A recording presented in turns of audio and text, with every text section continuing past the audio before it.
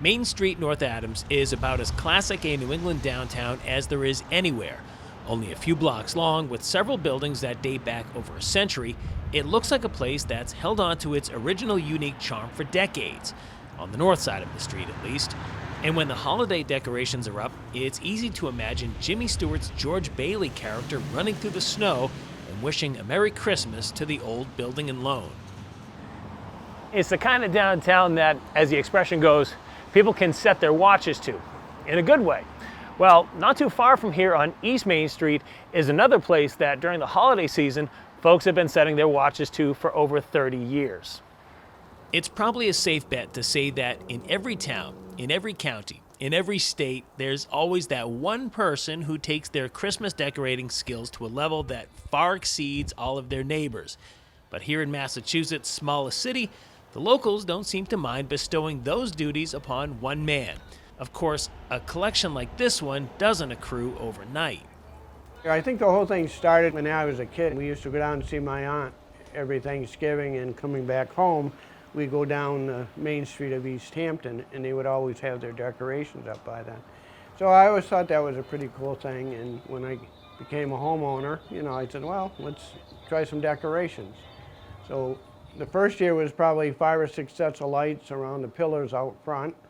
And next year I made a whole bunch of handmade plywood picture type of decorations, and that's led from 1988, 1989, from 5 or 6 things in the yard to almost 400 this year, not quite though. Included in those nearly 400 decorations are over 1,000 extension cords, 1,200 feet of cable, and 12,000 lights. And while this yard here on the corner of East Main and Park Ave in North Adams has become a destination for folks from all over for the better part of the past 3 decades, Wayne Arnold's original intent was to just put some decorations out on the lawn. People really didn't start coming on the lawn, I don't think, until about 4 or 5 years after I started. And that was actually quite by mistake. People just started to come up on the lawn.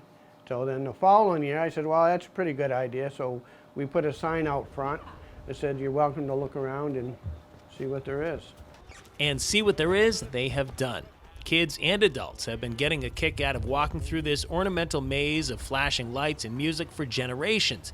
But all of the visitors to the property in 2022 would be the last to see this yard in all its glory, because sadly, all good things must come to an end.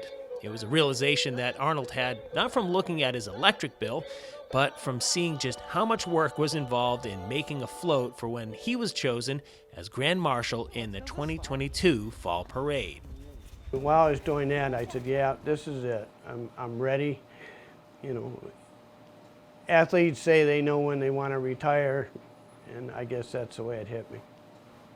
It remains to be seen exactly what happens with all of these decorations, but one thing is for sure, 2023 marks the beginning of a new era here on this corner lot.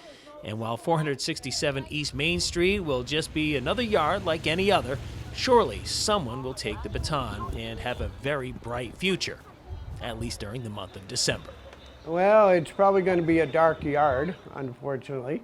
But there's people around, there's a Sampson house down the street. There's other people that seem to be doing more and more every year to keep the lights on. So, yeah, there's life after the Arnolds.